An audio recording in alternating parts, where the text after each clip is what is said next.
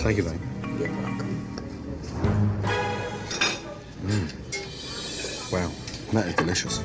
Finally, some good fucking food. So here's the thing, I actually wasn't planning on making a video this week, but as I've been playing Banquet for Fools, I realized, yeah, no, I have to talk about this. The game came out of early access last week, and even though I bought it while it was still in early access, I held off on playing it until the 1.0 release. RPGs are my favorite genre of games, but I'm not the type of person who likes replaying a story multiple times. So even though I already knew I had something special here, I didn't want to experience it until the game was finished. I probably don't need to sell you on the visuals, I mean you're looking at the same thing I'm looking at. The game uses a mix of high quality pre-rendered backgrounds, which is always nice to see, and claymation-inspired 3D models. The whole thing comes together to form this dark, whimsical and very, esoteric looking world, I guess is the word to describe it. It's certainly going for a very folksy vibe, and I think it absolutely nails it.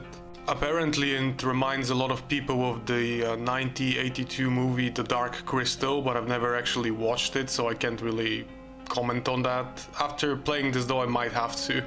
It's the kind of style that either clicks with you or it doesn't if you're looking for something more standard.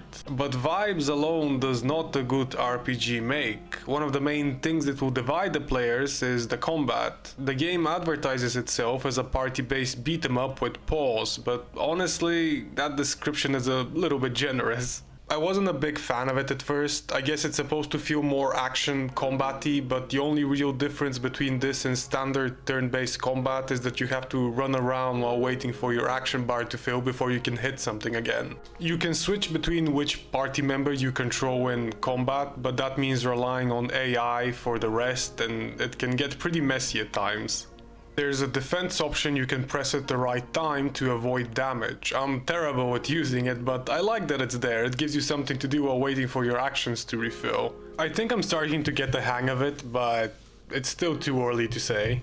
At some point you have to ask yourself, is the problem with the game or us players just being unwilling to try something new? We want games that are unique and deviate from the norm, but the second a studio actually takes a risk, a lot of people criticize it simply because it doesn't follow the usual genre conventions. Because it would have been all too easy for them to just play it safe and make another standard turn-based CRPG game with cool visuals, but the fact that they stuck to their vision is commendable. Speaking of which, one thing that I really love is that the game doesn't hold your hand, almost at all. There are no quest markers, no arrows pointing you where to go, nothing like that. Ambiguity feels like the central theme here. To give you an overall idea of the premise, the game takes place on a frontier island where a lord has built settlements to farm a rare kind of spice. One day, the inhabitants of one of those farms mysteriously vanish. The lord calls for 4 volunteers from his guard to investigate, and that's the group that you control. From there, how you go about the investigation is entirely up to you. From what I understand, there are multiple endings and they all depend on how much of the mystery you manage to uncover. I can't confirm for sure though, I'm barely 10 hours in myself. Along the way, you will encounter a variety of characters, each offering information, quests or unique items. Despite your task, you are still guards, so you still handle regular duties like dealing with bandits, wild beasts and other threats around the island. When dealing with other members of your species, you're encouraged not to kill them, but to knock them out and report them for arrest. The game apparently has consequences for excessive violence or killing indiscriminately, which makes sense within context.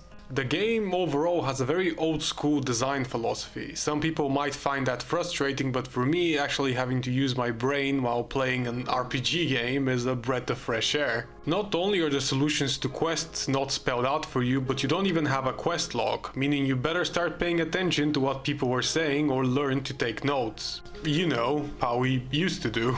For example, there's a quest where you're tasked with killing a monster. It's mentioned in passing that you should do it in vision of a sun goddess, but it isn't explicitly stated that you need to lure it out of its cave in order to actually kill it. You kinda need to figure that part out yourself. So if you aren't paying attention, you could easily wipe several times and think that the quest is impossible to complete.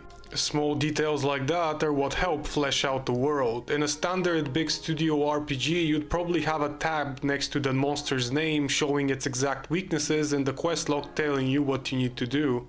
There's nothing wrong with the more casual experience, by the way. I'd even argue that Banquet for Fools can get a bit too obscure at times, but this kind of unapologetic niche design, unconstrained by broad market appeal, is exactly what indie games are for. Artistic integrity will always trump convenience for me. Keeping it safe isn't necessarily wrong, and sometimes it's the right call, but I also agree with the adage that a game for everyone is a game for no one.